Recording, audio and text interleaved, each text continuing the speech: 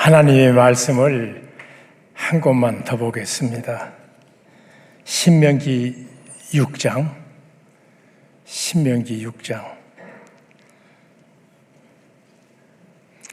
6절부터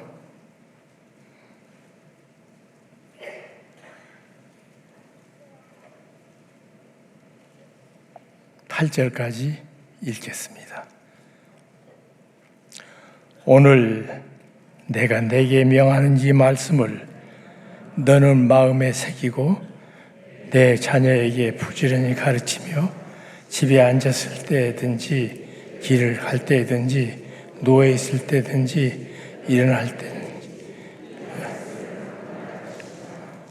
또 너는 그것을 내 손목의 기회로 삼아 내 미간에 붙여 표를 삼고 또 내 집 문설주와 바깥 문에 기록할지니라.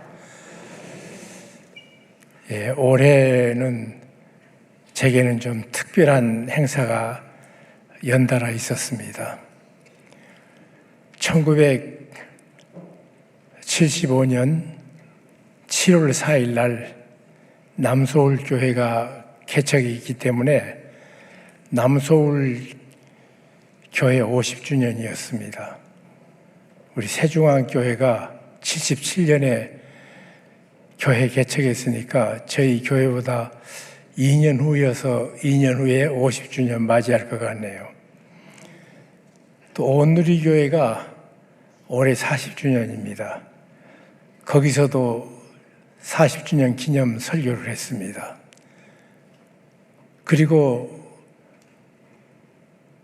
남서울 은혜교회가 올해 30주년 기념식을 해서 거기서도 설교를 했습니다. 또 가평에 있는 설곡에 생명의 빛 예수마을 예배당이 있는데 그 교회가 시작된 것이 10주년입니다. 20주년도 하나 더 보탤 수 있다면 또 저희가 선교했던 한 선교지가 또 20년이 되어서 10, 20, 30, 40, 50까지 또 거기 가서 설교를 다 하며 참 만감이 교체되는, 왜냐하면 온누리교회도 꼭 내 교회처럼 한 목사가 몸이 약하기 때문에 힘만 들면 형님 이거 좀 대신해줘. 그리고 도망가 버려요, 꼭. 그래서 다들 가장 깊숙이 잘 아는 교회 현장을 뒤돌아보면서 많은 생각을 하게 됐습니다. 교회는 어떠해야 되는가? 어떤 사람들이 교회에 모이게 되는가? 보면은 이 베레아 교인들처럼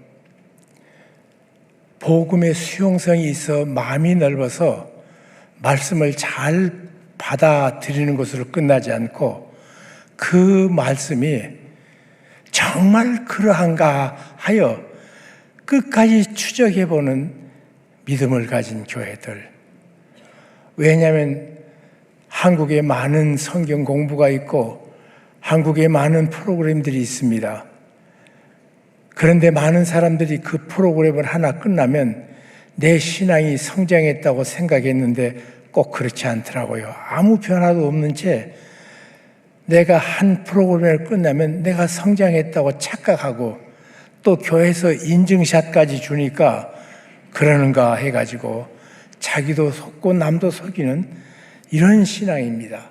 근데 베레아 교회는 정말 그러한가 하여 수용성이 있어서 잘 받아들이는 것으로 끝나지 않고 머릿속에 머물리는 것으로 끝나지 않고 그것의 실제 현장까지 쫓아갔던 이 믿음의 교회의 모습을 우리에게 보여줍니다. 지금 생각해 보면 남서울 교회 시작했을 적에 2년 동안은 제가 어디도 가지 않고 성경 공부 가르쳤습니다. 그때 당시에는 성경 공부 교재도 없을 그때 성경 공부 그룹 토의하는 공부 그 교환도 내가 만들어서 가리방 아세요? 옛날에 등사했다고 그랬습니다. 카피했다고 하지 않고 등사. 그거 한 300장, 400장은 굉장히 힘듭니다. 하여튼. 그래서 교환까지 만들어서 가르치고 성도들과 함께 그렇게 기뻐했던 2년 동안. 그리고 3년째 되던 해부터는 거기서 리더십을 키워가지고 당신들이 성경 공부를 가르치라고 말했습니다. 그러니까 아니 우리가 어떻게 가르치느냐고. 그때 당시에는 한국 교회에서는 평신도 가르치는 그런 일이 없었습니다. 근데 그룹으로 나눠가지고 우리가 가르치는 것이 아니라 내게 그 말씀해 주신 은혜를 나누면 되지 않느냐. 그리고 당신들이 하다 어려우면 내가 뒷받침해 줄게. 그래서 성경 공부를 가르쳤는데 그것이 대한민국 교회에서 평신도 가르치는 첫 번째 단계가 아니었나 그렇게 생각합니다. 그러면 그 사람들이 성경 공부합니다. 공부하자마자 그분들은 그때 주신 말씀을 가지고 그대로 나가서 행하기 시작합니다.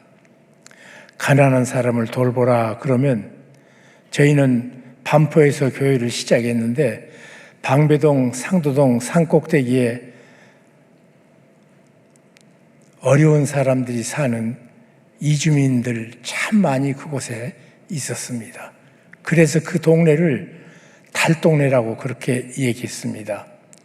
거기를 쫓아가서 성도들이 돕기 시작합니다.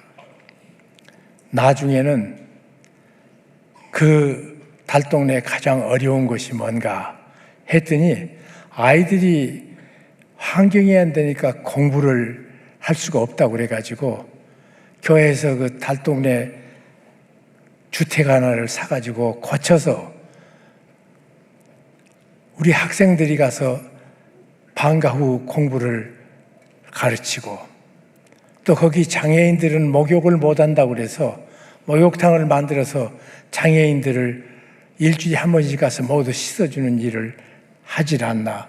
참 이렇게 말씀을 배웠으면 구체적으로 그대로 또 나가서 하고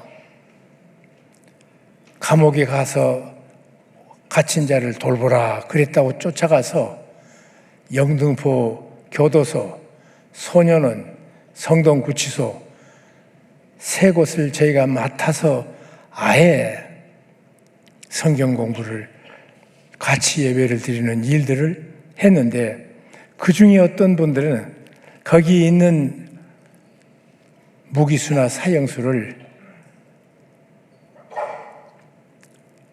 양자 삼아가지고 그걸 교도소에서 못하게 합니다. 왜냐하면 나가서 다른 사람들에게 무슨 해규치 할 줄을 모르니까 아예 그것도 못하게 하는데 그 중에 어떤 분들은 같이 가서 성경 공부보다 마음에 깨달음이 있어서 성경 공부를 가르치기 시작했습니다. 그리고 나중에 양자 삼았습니다. 그분들이 가명이 돼가지고 나와서 지금도 멀리서 살고 있지만 자기 양부모 삼은 그 집 아들들은 자기 아빠 엄마 생일을 기억 못하는데 그분들이 와서 지금도 상을 받아주고 큰절하는 걸 제가 옆에서 보면서 야, 그리스도의 사람이 하나님께 자기 그 사형수를 그 무기수를 이렇게 변화시킬 수 있구나. 교회에서도 장로님 다 돼가지고 그것뿐만 아닙니다. 이제 얼마 있으면 수능 시험 보죠. 수능 시험 때는 전 교인이 자동차 있는 집이 그때는 별로 많지 않았습니다. 자동차 없는 집 아이들을 아침에 일어나서 학교까지 모두 태워다 주고 또 고아와 과부를 돌아보라. 그래서 제가 조용히 시작한 것이 그때 당시에 그 홀로 사는 엄마 아이들을 생일을 기억해서 같이 나가서 짜장면을 먹다가 나중에 피자가 나오더라고요. 그래서 짜장면에서 피자로 올려주니까 또 얼마나 좋아하는지. 그 시작을 했더니 교회에서 장로 안수 집사님들이 다 그 일을 하고 있더라고요. 얼마나 참 아름다운지. 하여튼 말씀을 배웠으면요, 그대로 앉아 생각하고 있으면 생각으로, 아름다운 생각으로 지나갑니다. 그래 놓고 내가 생각했으니까 좋은 사람이라고 착각합니다. 아니에요. 좋은 생각하는 나쁜 사람 참 많습니다. 나쁜 사람도 좋은 생각은 다 해요. 그런데 특별히 교인들은 하나님의 말씀을 생각하니까 자기는 옳은 진리의 사람이라고 착각하고 삽니다. 그것이 정말 드러났느냐예요. 말씀이 정말 그러한가 하여. 말씀이 그러한가 하여. 이런 일을 계속 하게 됐습니다. 그런데 저희가 많은 일을 하다가 도전을 받았습니다. 우리 유진수 목사님도 잘 아는 제 막내 동생, 제가 맏인데 구남매 막내거든요. 난 지 석 달 만에 소아마비 고열에 시달리면서 한쪽 다리를 못 쓰는 불구의 신세로 평생을 살았습니다. 지금도 살고 있고요. 그래서 나는 장애인들이 한국에서 사는 것이 얼마나 힘들고 어려운 걸 제가 잘 압니다. 그들의 좌절을 알고 그들의 한숨을 알고 그들의 눈물을 알아요.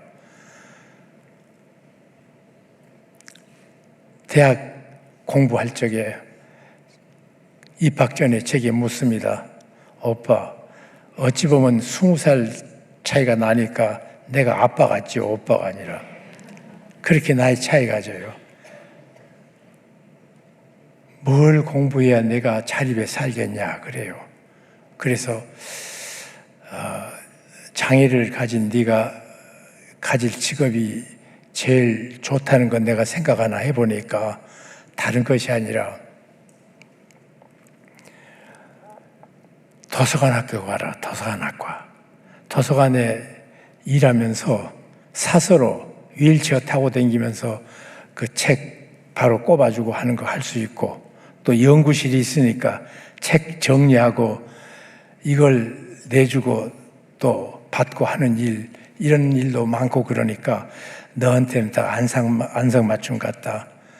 대한민국에요, 도서관 학과 있는 데가 별로 없습니다. 근데 또 그것을 찾아가지고 도서관 학과를 잘 졸업했습니다. 그런데 아무도 고용해 준 데가 없었습니다.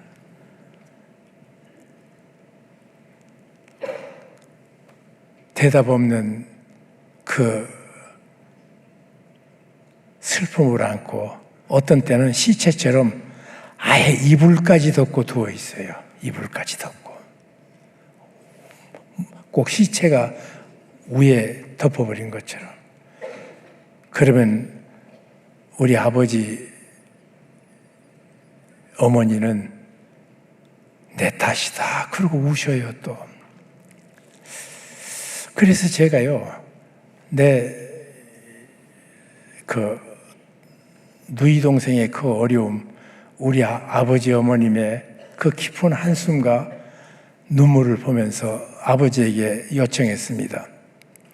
아버지, 미국 이민 가십시오. 왜냐하면 내 바로 아래 동생이 미국 이민 가가지고 시민권자로 살고 있었기 때문에 그때는 부모를 초청할 수 있었습니다. 또 부모를 초청하면 미혼 자녀들은 데려갈 수가 있었어요. 그렇기 때문에 이민 가시라고 그랬더니 하는 말씀이, 야, 내가 지금 70이 다 돼가면서 영어 한마디 못하는 내가 미국 가서 뭐 하겠냐? 그러시면서 그거 될 일이냐 그러셔요. 그래서 내가 세계를 돌아다녀 보니까 몸이 불편한 사람은 발달된 사회에 가야 사람 대접 받습니다. 한국에 있는 한 생존밖에 못합니다. 그래서 갔으면 좋겠습니다. 그랬더니 이분이 며칠을 생각하더니 그래 수속해라. 그래서 미혼 딸인 막내는 아버지와 함께 미국 이민을 갔습니다. 그래서 미국 이민 가가지고 우리 아버지가 또 거기서 일을 열심히 하고 부지런한 아버지이기 때문에 볼티모어에 내 동생 집이 3.4에이커니까 글쎄 4,000평이 넘는지 모르겠어요. 그렇게 큰 그 부지를 가진 그곳에 아버지가 가자마자 내 딸 어떻게든 돕는다고 거기 잔디를 다 갈아엎어 버리고 거기다가 채소를 심기 시작하셨어요. 아무것도 없는 생산적이 아닌 거 심어봐야 뭐하냐 그러고 동생 보고 조그마한 트럭 하나 사다 달라고 그래서 아버지 소일거리를 어디 밭을 조금 만드는가 봐 그랬더니 그걸 다 뒤집어 가지고 그런데 하워드 유니버시티라고 워싱턴 DC 안에 그것을 발음도 비슷해서 흑인들이 하버드라고 그럽니다. 흑인들의 유명한 사람은 하워드 유니버시티에 나왔어요. 근데 거기서 어느 날 장애를 가진 사람 중에 원하면 그리고 자격이 공부할 수 있는 준비가 됐다 그러면 풀스칼라십으로 공부시켜 주겠다. 그래서 거기 들어가서 컴퓨터 사이언스를 공부합니다. 그때는 컴퓨터 사이언스가 처음 미국에 시작될 때요. 저번에 민주당 대통령 후보 해리스도 하워드 출신입니다. 다들 마틴 루터 킹이고 누구 전부 그래요. 근데 아마 흑인들이 많은 그 학교 사람들이 접근도 않고 그러니까 아마 그렇게 길을 열어줘서 내 동생이 공부를 끝냈는데 내가 미국에 다니면서 유학생 수련회를 인도했습니다. 제가 집에 전화하니까 은선이가 벨 회사에 취업됐다고 그래요. 컴퓨터 프로그래머로. 옆에서 듣던 친구들이 놀라는 거예요. 어떻게 그렇게 좋은 회사에 취업됐냐. 왜냐하면 그때 당시에 미국의 IBM이 가장 큰 기업이었는데 그 회사보다 월급을 더 많이 주는 유일한 회사가 이 벨 회사예요. AT&T라는 전기통신 회사도. 그리고 미국에서 베네핏을 가장 잘 주는 회사가 또 그 회사예요. 지금도 그것이 벨 회사는 그렇습니다. 동부 벨 회사에 취업이 돼가지고 들어갔다니까 그렇게 잘했다고 그래요. 그래서 제가 모든 일과를 마치고 부모님 찾아뵈러 취업한 동생을 축하하러 갔습니다. 은선아, 너 공부 잘했구나. 그러니까 자기가 꼭 공부 잘해서 그런 거 아니래요. 아니, 다들 보러 오던데 어떻게 공부 잘하지 않고 갈 수 있냐. 그러니까 미국의 제도 때문에 그렇대요. 무슨 제도? 그러니까 이렇게 얘기해요. 미국에는 가산점을 이런 방식으로 준답니다. 취업을 시킬 적에 남자보다 여자에게 가산점 줘요. 건강한 사람보다 장애가 있는 사람에게 가산점을 줘요. 또 백인보다 유색인종에게 가산점을 줘요. 또 몸이 불편한 사람 가운데도 덜 불편한 사람보다 더 불편한 사람에게 가사를 준대요. 제가 그때 머리가 핑 돌았습니다. 이것은 복음인데 성경 아니고는 이런 논리가 나올 수가 없어요. 3시간 일했든지 6시간 일했든지 9시간 일했든지 똑같이 하나님께서는 균등하게 맞춰줘요. 남자하고 여자하고 같이 복싱 시켜놓고 동등이라고 평등이라고 말하지 않잖아요. 중학생하고 대학생하고 복싱 시켜놓고 평등한 복싱이라고 하지 않잖아요. 야, 어떻게 성경의 제도가 이렇게 멋지게 아름답게 실현되는가 깜짝 놀랐습니다. 저는.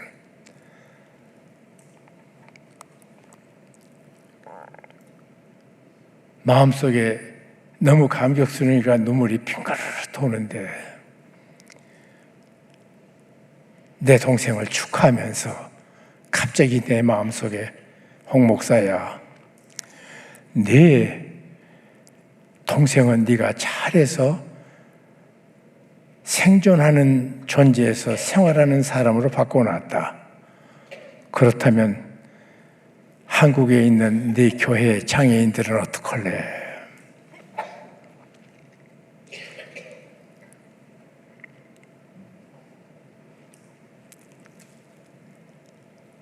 그래서 20년 9개월 동안 목회했던 남서울교회를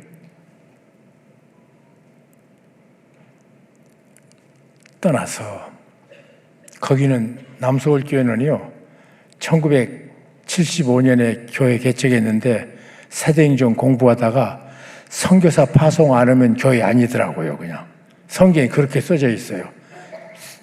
그래서 76년에 1년밖에 안 된 120명 성도들이, 그때 당시에는 대한민국에는 선교사를 받을 나라지 파송할 나라가 아니라고 통합 측에서 그렇게 결정해서 1956년에 2사람 태국 선교사로 갔던 것을 소환해가지고 선교사 안 하기로 작정할 그때 우리는 그것도 모르니까 조그만한 교회가 태국의 선교사를 76년에 보냈기 때문에 올해 교회 설립 50주년, 내년에는 선교사 파송 50주년이에요.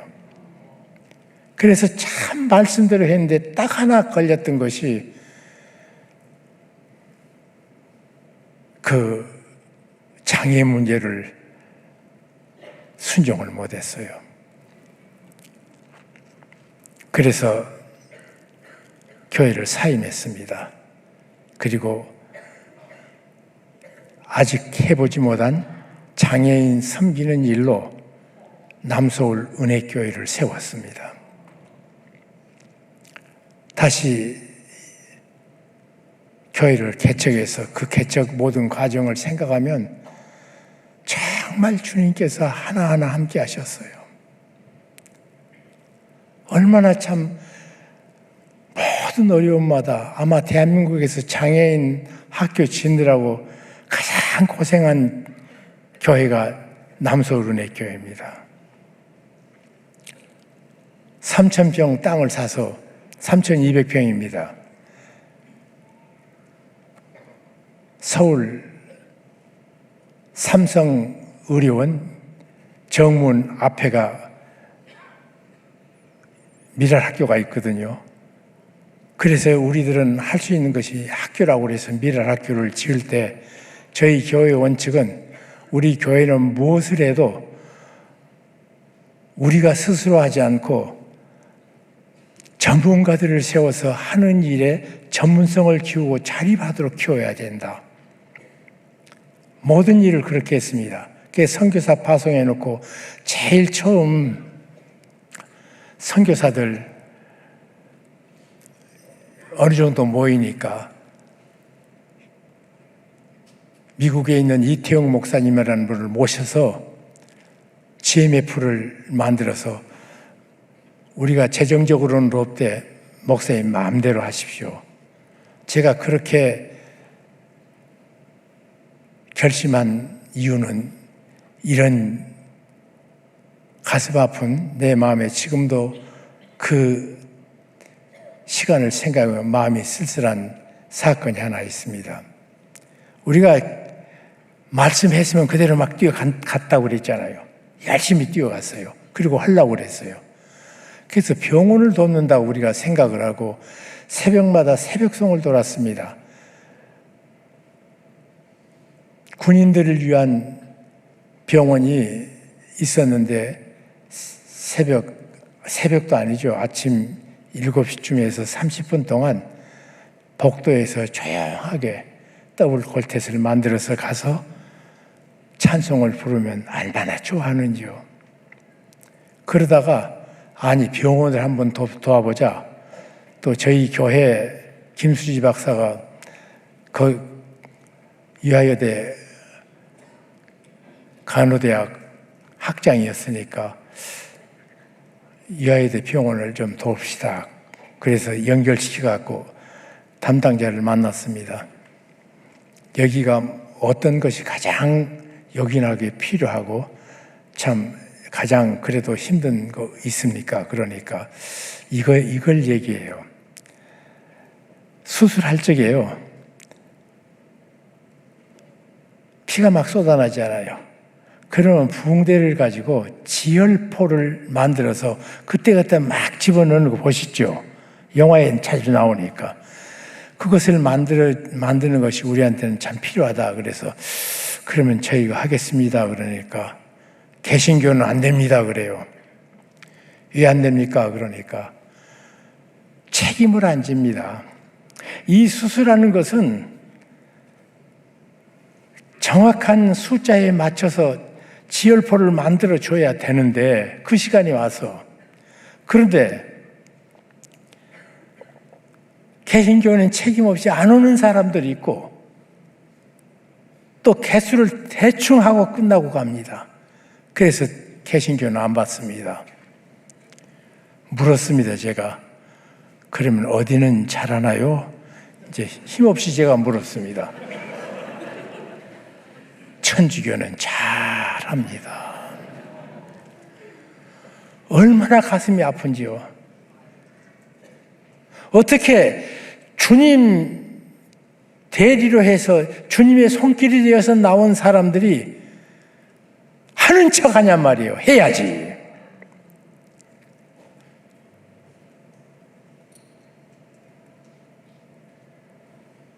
개신교도들이 하는 봉사는 하는 척입니다. 이것이 저한테 충격이었습니다. 하나님 말씀을 순종하기 좋아하는 우리 호산나 교회는 그러지 않을 줄로 압니다. 무슨 일인지 맡았으면 달라야 돼요. 세상과는 달라야 돼요. 우리에게 그것이 없다는 걸 알고 그때부터 지금까지 세월이 흘렀는데도 아직도 뭐든지 하려면 힘껏 해야 되고 정성을 다해서 해야 된다. 그래서 저희들이 못하는 것은 우리들이 할 수 있는 것, 건물이 필요한 건물 딱 지어주고 이거 하십시오. 그래가지고는 GMF도 만들어서 지금 대한민국에서 GMF라는 선교단체가 가장 참 잘합니다. 탁월하게 잘합니다. 그것뿐만입니까? 한국에 미션 스쿨이 얼마나 많아요. 그런데 탁월한 학교가 어디가 있어요?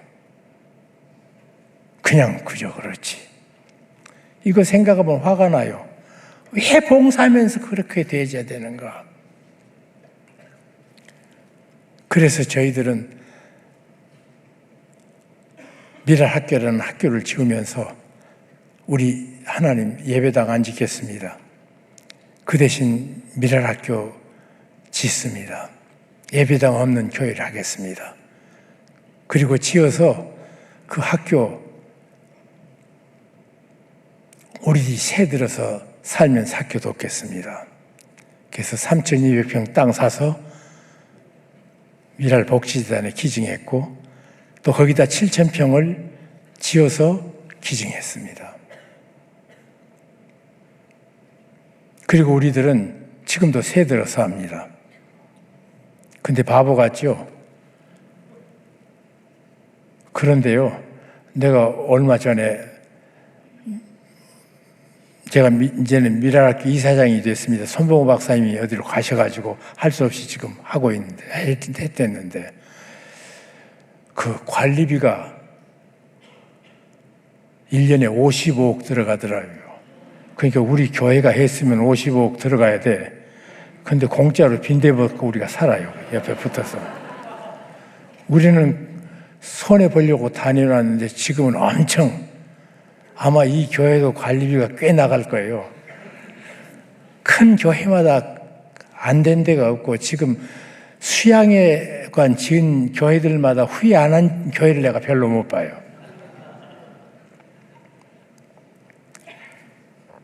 그래서 저희가 그것을 지을 때입니다. 정말 전문적인 좋은 교회, 좋은 장애학교를 하나 하자. 그래서 그걸 지으려고 그랬더니 얼마나 반대가 심하든지 뭐. 우선 강남구청에서 해야 되는데 강남구청장이 나보고 그러더라고요. 장애인 학교 지으면 그 주변 집값이 떨어진다고. 그러면 그 떨어진 그 가격을 배상해 준다고 약속하면 하죠. 지금 생각하면요, 제가 그걸 받았어야 돼요. 왜냐하면 엄청 비싸졌거든, 하여튼. 그래서 이렇게 말했어야 돼요. 그런데 집값 올라간 값에 11조만 우리 주시면 됩니다. 같이 사인합시다. 그랬으면 내가 떼부자 될 뻔 봤어요. 그 몇천 채의 거기가 거의 10배 이상 올랐습니다. 거기부터 안 됐던 것을요, 하나님께서 한꺼번에 그냥 김영삼 정부 시대에 계속해서 국회에서 회의하는데 민주당이 반대해서 그 현안만 쌓이고 그랬던 것을 어느 날 김영삼 대통령의 뚝심으로 그냥 날치기 통과시켜버렸어요. 200개나. 근데 거기에 모든 학교의 건축 권한은 구청에서 서울시 교육청으로 옮긴다. 바뀌어졌어요. 그래서 저희가 갑자기 구청에서 왔습니다. 당신들 서류 우리한테 다시 내달라고. 그러면 그거 심사해가지고 빨리 결정 내리겠다고. 그래서 그렇게 나왔습니다. 하나님께서 그렇게 바꾸시더라고요. 그런데 이 건축 과정을 얼마나 방해하는지요, 주민들이. 추운 겨울에는 이 사람들이 밍크 코트를 입고 와갖고 데모를 해갖고요, 단추가 떨어졌다고 또 배상하라고 또 이제 쫓아와요. 세상에 속 없는 여자들이 무슨 밍크 코트 갖고 입고 데모를 합니까? 너무 어려워서 안 되는가 보다 그랬을 때입니다. 근데 시카고에서 공부했던 한 젊은 법학도가 코스타에 와서 은혜를 받았습니다. 그래가지고 미랄 학교에 건축이 이렇게 지지부진한다니까 자기가 와서 그 일을 모두 맡아가지고 돈 한 푼 받지 않고 재판에 이겨가지고요, 정말로 사람들에게 맞기도 많이 맞고 또 행패도 많이 당했고, 가까운 곳에서 교회를 개척해서 하고 있는데 거기 수요일날 저녁에 모두 동네 여자들이 몰려와서 내 주변에 둘러싸가지고 이리 밀고 저리 밀고 발로 툭툭 차고, 그럼 우리 교인들이 화가 나가지고 싸우려고 들면 성도들이 그렇게 말했습니다. 당신들이 나서면 우리가 집니다. 도움이 안 되니까 멀리 계시라고. 그런데 아무 내가 반응을 안 하니까 차도 무슨 반응이 있어야 차지요. 그런데 우선 건축이 계속 지연되니까 어떻게 할 수가 없어요. 재판을 이겨가지고 5대 신문과 텔레비전 모두에 준엄하게 님비 사건은 즉시 처벌한다는 판결문을 받아냈습니다. 그런데 재밌는 것은 무슨 판결문은 요지만 나오는 거지 전문 안 나오거든요. 전문까지 다 냈어요. 그랬더니요, 저희 때까지는 허가가 필요한 개축이 안 됩니다. 허가가 필요한 개축이 안 돼. 증축은 더 안 되죠. 신축은 더 안 되고요. 그것이 200 몇십 개가 걸려 있었습니다. 그러니까 아무도 못 오고 있는 거예요. 허가를 내줘도 안 됐어요. 그런데 우리가 재판으로 이겨서 장애인들 건축 짓는데 방해한 사람은 직결 처분한다. 이 조항이 나오니까 200 몇십 개가 한꺼번에 다 짓게 됐어요. 그래서 맞을 말하고 고통 받을 말하다. 200 몇십 개나 축복 주셨잖아요. 이렇게 하나하나 돼갑니다. 건물을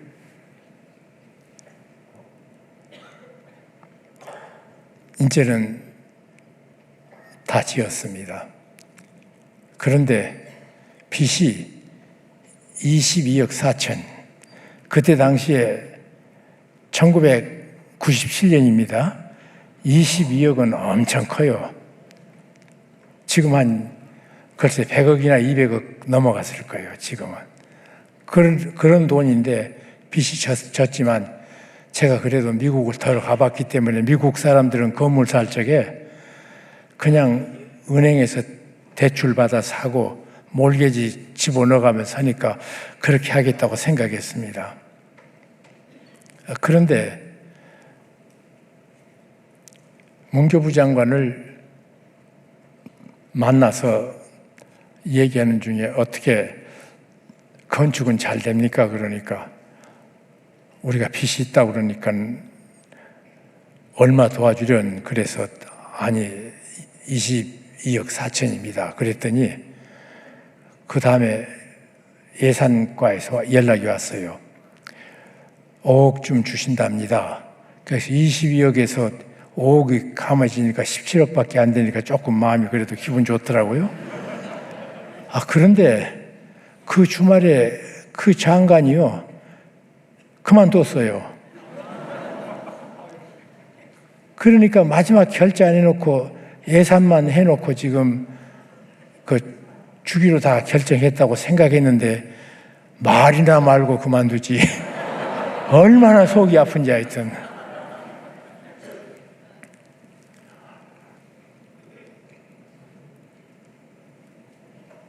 그 다음 장관이 왔습니다. 이명범이라는 서울사대 교수로 있던 교육학 전공의 교수님이 오셨어요. 그래서 그 장관이 취임해서 내가 와보니까 이 장관직이라는 것은 부탁받는 데입니다. 그 간부들 회의에 가서 나도 여기 해보니까 200곳에서 내가 거절할 수 없는 사람 한 200사람이 이런 부탁 저런 부탁을 해옵니다. 그렇지만 나는 양심선언하겠습니다. 이렇게 내가 사사롭게 개인적인 요청은 하나도 안 듣겠습니다. 그러나 할 것은 꼭 하고 내가 물러납니다. 그러더니 이 전까지 계류됐던 것부터 먼저 본다고 그러다가 그 많은 것 중에 우리 거 하나를 탁 뽑았어요. 이분이 뽑아가지고 이것은 해야 될 것 같다. 그리고 현황을 좀 봐라. 그러니까 22억 4천이 됐다고 그래요. 그러면 이분이 외국을 나가면서 거기 어떻게 도울 것인가를 최선을 다해서 준비해 주라고 내가 오겠다고. 근데 거기 그분이 떠나가신 다음에 얼마 있다가 예산국장이 전화가 왔어요. 당신 참 운수가 좋은 사람이라고.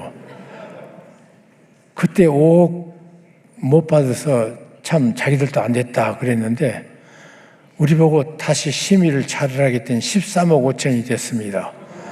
이렇게 5억 줬으면 할렐루야 아멘 찬송했을 거 아니에요. 근데 아직 박수 치면 안 돼요.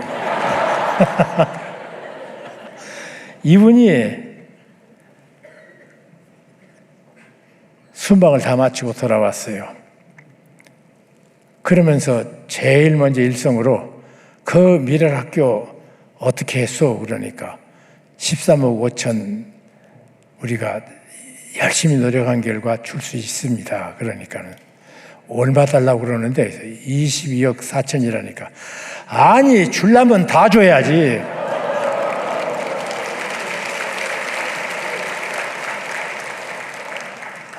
우리도 5억 받았으면 할렐루야 아멘 했을 거 아니요. 그죠? 13억 5천으로 올라갔으니까 이런 횡재가 어딨냐고 그럴 거 아니요. 근데 하나님은 시시한 것은 안 주셔요. 여러분이 달라고 하나님께 예수를 부르짖는 것 가운데 여러분에게 그것 하면 죄 지을까 보다 안 주지만 여러분에게 시시한 것은 또 안 줄 수 있어요. 특별히 장가 시집 못 간 총각 처녀들 시시하면 안 주신 거 믿으세요. 아멘 해야지.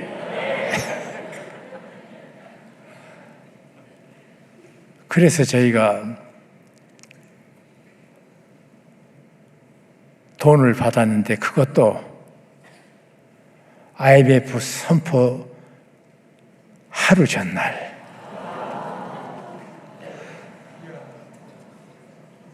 들으라고 그러더니 돈을 줘서 모르고 받아서 왔더니 다음날 아침에 일어나니까 IMF 모든 자금은 동결이다. 날짜까지 해시는 살아계신 하나님 영광 받으셔야 됩니다. 나보다 내 형편을 더 잘하시는 하나님 우리는 IMF 몰랐잖아요. 그것까지 알고 계산하신 하나님. 그렇다고 사람들이 모두 하나님께서 하시는 일을 찬송하고 좋아하지 않습니다. 예를 들겠습니다. 저희가 처음 학교 지었습니다. 저희가 지을 때 이런 마음 가졌습니다. 대한민국의 모든 발달 장애 아들이나 모든 장애인들의 시설에 가보면 건강한 사람도 불편한 시설을 해놓고 불편한 사람 보고 쓰라고 그랬더라고요. 그래서 이런 결심했습니다. 우리가 지을 때 돈은 고아간에 최선을 다해서 정성을 다한 건물을 하자. 우리 교인들도 정성을 다해서 하나님 앞에 헌금하시오. 그 헌금 작정도 안 시키고 그렇게 했습니다. 한번 우리가 해보자고.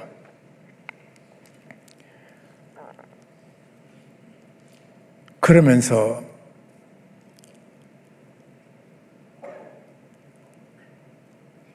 설계하신 분과 함께 같이 기도하며 지어냈습니다. 1999년 그 다음에가 뭐지요? 나는 내 생애 2000년까지 살 생각 못했어요. 나는 일제 때 태어나가지고 초등학교 4학년 때 6.25 맞이했고 나이가 내 꽤 된 사람이에요.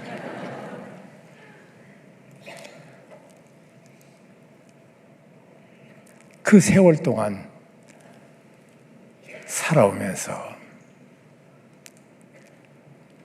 주님 1965년 7월 24일 날 예수 그리스도 내 구세주와 주님으로 되신 것을 기뻐하고 즐거워하고 주님 안에 산 그 다음 하나하나 생각해 보면 이런 아름다운 스토리들 내가 알기에 호산나 교회로 바꿔질 때부터 노진현 목사님이 계실 때는 교단의 대어른이시고 우리는 한참 어렸기 때문에 가까이 그냥 가서 인사만 했지 교제를 못 해봤습니다. 최공준이는 내 동생이니까 늘 이 교회 어떻게 된 거 많이 들었어요. 근데 주께서 기적 같은 일을 얼마나 많이 하셨습니까? 그죠? 또 그 이후에도 또 참 이 교회 어려운 것들도 하나님께서 그때 안 될 것 같은데 또 축복해 주셨잖아요. 그런데 여러분, 그 하나님께서 베푸신 은혜를 여러분이 기억하고 있습니까? 기억하시냐고요? 신명기 6장 7절에는 기억하라고 그랬어요. 기억하는 것은 감사함입니다. 기억하는 것이 감사하는 것이에요. 기억하지 않은 것이 배은 망덕이죠. 그런데 그렇게 기억하고 있으면요, 놀라운 축복이 일어나는 것 하나가, 그때 우리 주님은 그 현장에 임마누엘로 계셨습니다. 믿습니까? 우리의 생애가 하나님께서 베푸신 날마다의 삶에 내가 감사하는 그 감사마다 주님은 함께 계셨어요. 그 주님은 진실로 나의 임마누엘입니다. 왜 임마누엘 주님을 멀리 두고 혼자 외롭고 혼자 복잡하고 혼자 문제 해결에 골몰합니까? 세상은 이건 모릅니다. 그래서 저희가 예배당을 정성스럽게, 학교를 정성스럽게 지었습니다.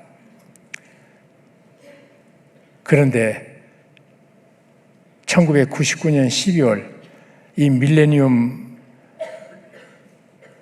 국가에서 온 민족이 2000년을 바라보며 기대하는 12월 20며칠인가 내가 모르겠습니다. 12월 달에 대한민국의 건축 전문가들, 그분들에게 대한민국에 잘 지어진 200대 건물 투표를 시켰습니다. 그랬더니 200대 건물 가운데 톱10에 미랄학교가 있어요. 그리고 그것을 KBS에서 저녁에 한 6분이나 7분 정도에 그 10개를 다 이렇게 설명하는데 7번째로 발표하더라고요. 정말 잘 지었습니다. 다른 때 그 500만 원 정도 들여야 된다는 것을 그 학교 가만히 보면요, 그 모두 판넬이에요. 밖에는 콘크리트 판넬. 그러니까 뭐 조적할 것도 없고 갖다 붙이기만 하면 돼요. 겨울 공사하면서. 그리고 알루미늄 판넬. 또 그걸 색깔을 참 알아맞히니까 학교 안이 완전히 작품입니다. 정말 예뻐요. 30년이 지난 지금도 정말 내가 갈 때마다 주님의 손길 때문에 감격하고 또 정성으로 지은 아름다움을 보면서 또 감사하고 그렇습니다. 그런데 그걸 처음 지어서 사람들에게 준공식 마친 다음에 라운딩을 시키는데 한 사람이 그러더라고.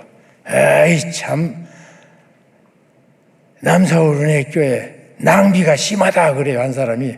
그래서 나는 그 말을 들을 때 수고 많이 했구나, 힘에 지나도록 고생했구나, 그 말인 줄 알고 받았습니다. 그런데 거기 짓고 보니까 학사동만 지었는데 체육관도 필요해서 실내 체육관 짓고 또 장애인들이 있는 곳에는요, 장애인 학교는 3사람만 나옵니다. 장애인 아이들, 가르치는 선생님들, 그리고 또 한 종류는 부모들. 아이들이 공놀이 하러도 안 와요, 장애인 학교는. 한국 사람들에게 장애인 재수없다고 하는 그 악습이 있어가지고 그렇다고요. 그래서 저희가 그 학교 안에 미술관도 만들어서 대한민국 미술관 138호입니다. 정식 미술관이에요. 갤러리가 아니라. 그것도 해가지고는 장애인 아이들 그림 그리도록 해주고 또 음악홀이 있습니다. 도자로 음악홀을 만들었습니다. 도자공전이라고 하고 세라믹 팰러스라고 그래요. 근데 중국의 주락경이라는 이 시대 최고의 도예가가 3년 동안 도자로 벽면 모두 어쿠스틱을 해가지고 가장 음향이 좋은 대한민국에서 연주가들이 몸소리 쳐요. 왜냐하면 너무 정확하니까 숨을 데가 없대요, 좀. 그런 미술 음향을 가진, 그리고 거장이 그 전체를 꾸며놨으니 얼마나 아름답겠어요. 거기 앞에다 세운 벽화는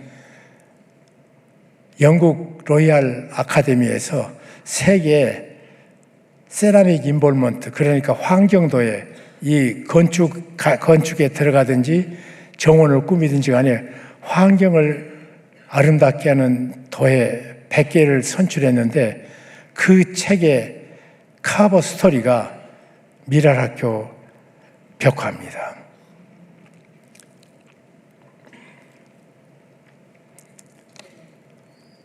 거기 오신 김정철 회장이라는 분이 그걸 어루만져 보면서 한국에도 이런 아름다운 작품이 됐네요. 그러면서 쓰러 만지면서 유네스코에 한번 이거 내볼까요? 그러더라고요. 문화재로. 근데 내가 집에 가서 이제 유네스코 문화재 규정을 보니까 유네스코에서 돈도 얼마 줘요. 그걸 관리하라고. 근데 나는 장애인들하고 같이 뛰놀고 그래야 되는 공간인데 그거 못 온다고 그래서 노 그랬습니다. 죄송합니다. 그러고 거절했어요. 근데 그것을 이제 라운딩 하니까 다 끝나고 거기 지하에 있어요. 올라오면서 한 사람이 어이 참 홍정길이 낭비가 심하다 또 그러잖아요. 그때야말로 좋다고 다 좋은 거 아니구나. 그렇게 그 말이 두 번째로 똑같이 반복에 들리니까 2년 터울로 말이에요.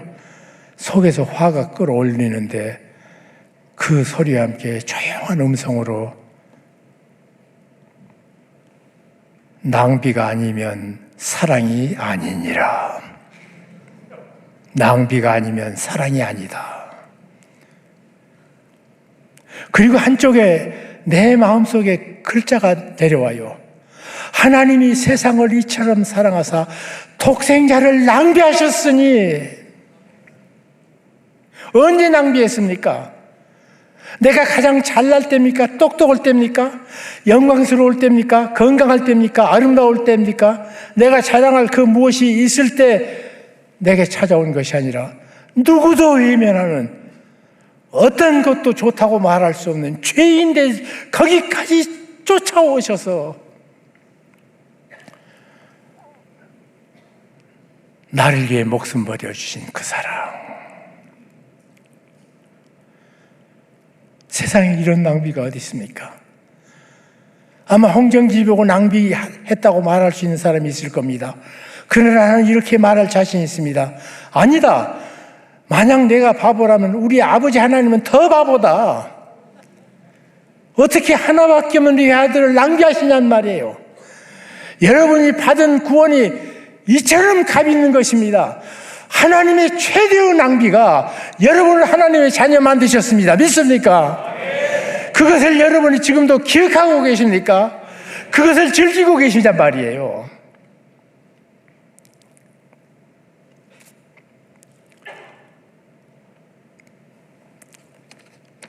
사랑하는 성도 여러분, 하나님의 말씀에 깊이 찾아가십시다. 어떻게 아들을 주실 수 있을까? 내가 우리 아들들 자랄 적에는 몰랐던 사실 하나.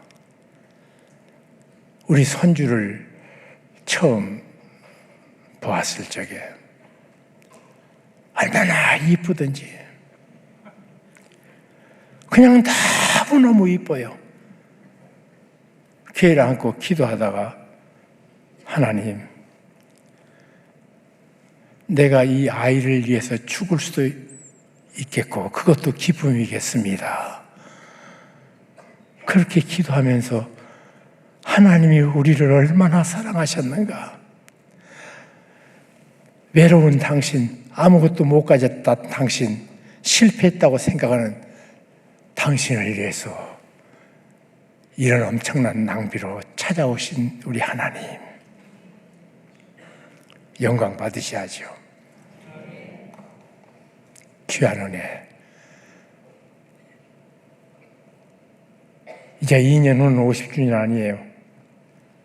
이 50주년 지나가면서 사랑하는 부모님들이요, 여러분들이 하나님께서 주신 은혜를 하나하나 다 기억해 보세요. 그때 하나님 함께 하셨던 현장들을 다시 끌어모아서 감사하기 시작해 보십시오. 2년 동안 여러분의 축복이 넘칠 줄로 믿습니다.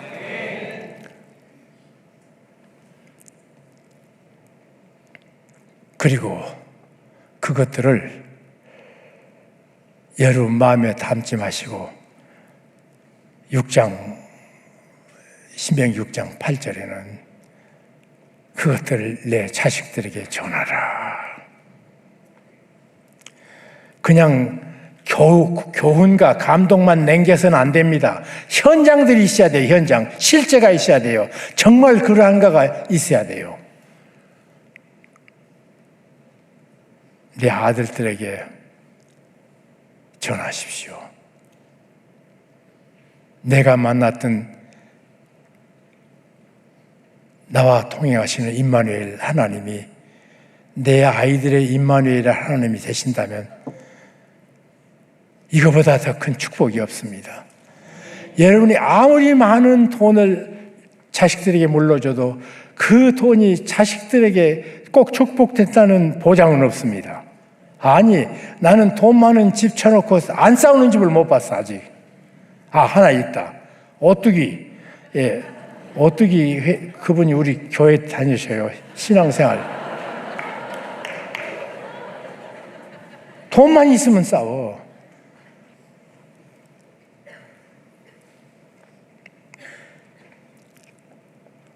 앞으로 아이들이 어떤 세월을 살지 못할 적에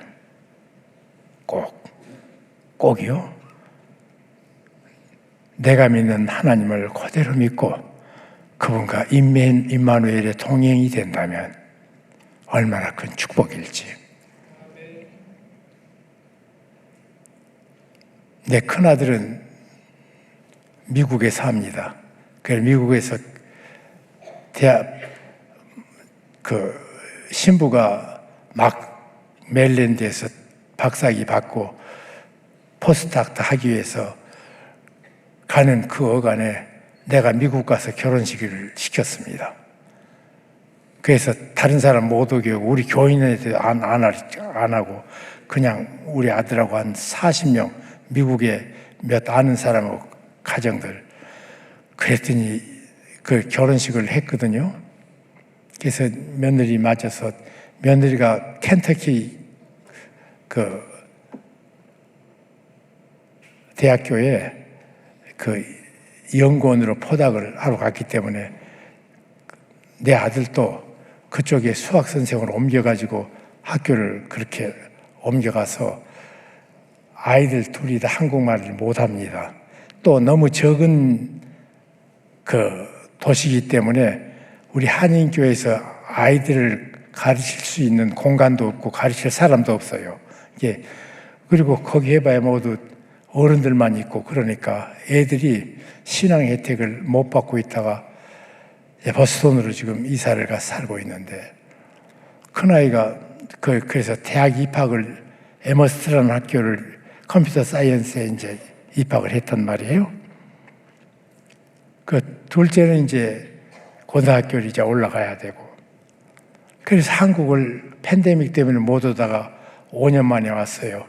근데 그전에는 기껏 해봐야 중학생들이었는데, 초등학생들이었는데, 그때는 인생도 모른 채 한국 갔다가 아빠, 엄마, 아는 사람 품에 있다가, 이번에는 걔들 둘이 여행도 시키고, 그 일본도 마음대로 가도록 하고, 그리고 한 달 반을 잘 있다가 보냈습니다. 3일 전에 딱 불렀어요. 두 아이 보고, 야, 이 3일 동안은 할아버지랑 같이 있자. 그래서 첫날 밤에는 한국 역사를 내가 나름대로 준비해서 가르쳤습니다. 전문가가 아니니까 엉터리였겠죠, 좀. 둘째 날은 복음이 어떻게 한국에 들어왔고 처음 온 선교사들이 얼마나 참 귀한 분들이었냐. 윌리엄스 대학 또 그 보스턴 근교에 좋은 대학이 진짜 좋은 대학은 거기 다 있더라고요. 조그마한 대학인데도 2,000명인데도 미국의 전체 인문학 공부는 거기가 최고고 막 이러더라고 보니까. 근데 거기 또 존 홉킨스 대학의 의과 수석 아니면 차석 이 정도가 한국에 선교사로 왔어요. 어떻게 좋은 사람들이 왔는지. 3,600명 편람을 내가 갖고 있거든요. 한국에 온 도래 선교사 3,600명. 그리고 나이도 24살, 25살, 26살 어린애들이에요. 근데 그분들이 하나님의 말씀이 있었기 때문에 이 민족 지도자들을 가르치는 스승이었습니다.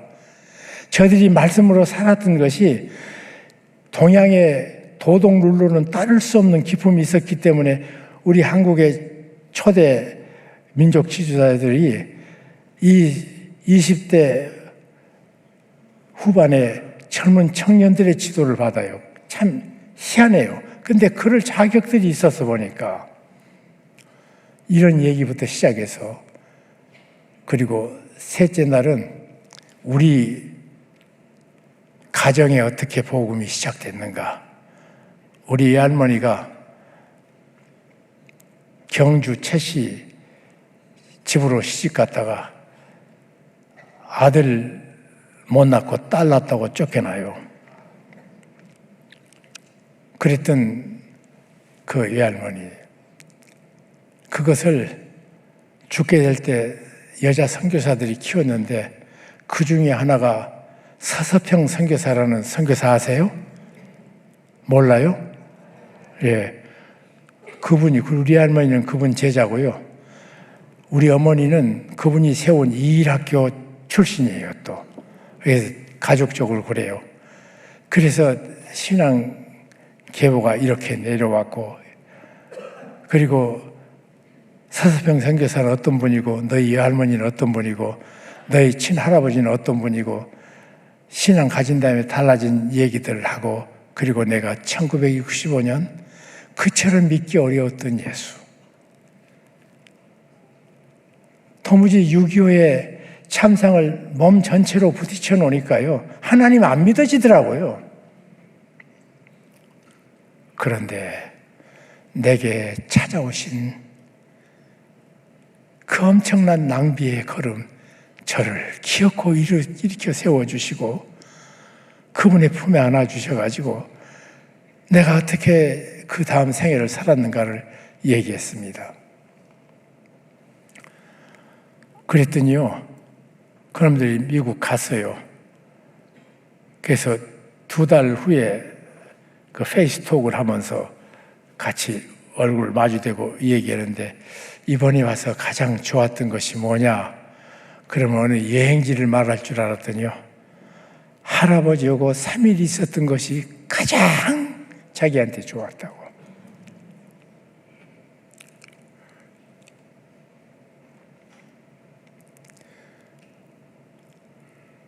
여기 할아버지 할머니들 이 운동 해야 돼요. 교회에서.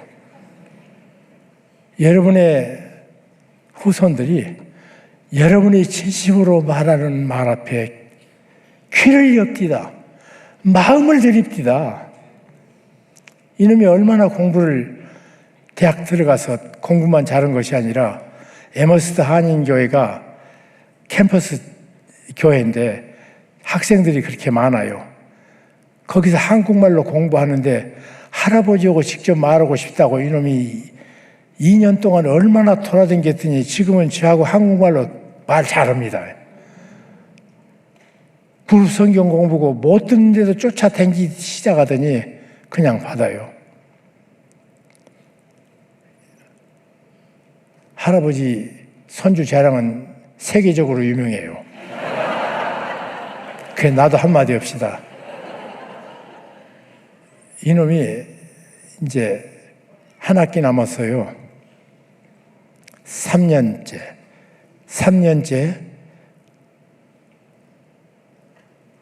그 에머스트의 컴퓨터 사이언스 공부가 끝납니다. 3년 공부해서. 근데 그냥 그것만 했으면 좋겠는데 수학까지 메이저를 2개를 해서 3년 만에 공부 끝내서 지금 대학원 준비하고 있습니다. 근데 걔가 마음이 깨끗하니까요. 지혜는 하나님을 알아가는 것이 지혜고요. 총명은 세상의 학문을 섭렵하는 능력이 총명이에요. 한번 구약 단어를 찾아가면서 한번 보세요. 그게 달라요. 그게 세상 지혜하고 우리 지혜는 다릅니다. 얼마나 애가 깨끗하게 대학 생활을 하는지요. 잡념이 없어요. 그러니까 6년을 공부해도 메이저 2개를 한꺼번에 하기가 힘든데 3년에 모두 끝낸 걸 보고 야, 이놈이 정말로 주님께 붙잡혀가지고 깨끗한 마음으로 이것저것 다니더니 이렇게 이뻐졌구나. 그것만 끝났으면 돼. 이놈들이 미국에서 자라니까 1m 80이 넘고요. 막 120kg 이렇게 나가, 이놈들이. 그런데 미국에 사는 애들은 그것이 문제가 아니에요. 다 그러니까. 한국에 와보니까 그런 놈이 하나도 없거든? 둘째가 먼저 딱 다이어트 시작하더라고요. 첫째는 다이어트 대신에 그 큰 에머스트 캠퍼스 자전거 사준다, 자동차 사준다고 그래도 미국에서 애들한테 자동차 사준다고 미쳐요, 그냥. 처음 갖는 것. 필요 없다고 걸어댕겨갖고 얼마나 많이 걸었더니 살이 쫙 빠졌어. 잘생겨졌어요. 혹시 좋은 처자감 있으면 아이 신앙 좋은 사람 만났으면 참 좋겠다. 그래서 내 사랑하는 아이들이 이처럼 무지막지한 하나님의 사랑을 내 손주들 시대에 그대로 안고 그 아이들이 산다면 그 넘치는 사랑 때문에 얼마나 복된 생에 살겠어요. 그래서 여러분이 사랑하는 내 손자들에게 억만금을 남겨주는 것도 다 죽은 건 아닙니다. 아직도 부족해요. 그러나 여러분이 정말로 내가 믿었던 우리 하나님을 향한 진실된 믿음을 물려줄 수 있다면 여러분은 모든 것을 죽어도 남는 사람입니다.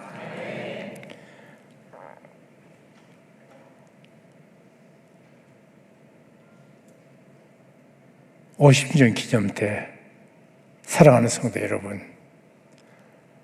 그것으로 간증되어지는 교회 되시기를, 여러분의 집 나간 탕자가 돌아오는 그것뿐만 아니라 우리 사랑스러운 눈에 넣어도 안 아픈 내 손자들이 내가 믿는 하나님 안에서 그분의 도움으로 우리처럼 힘차게 사는 생애가 열리기를, 그런 교회 되시기를 주님의 이름으로 축원합니다. 낭비가 아니면 사랑이 아닙니다. 속지 마십시오. 기도하겠습니다.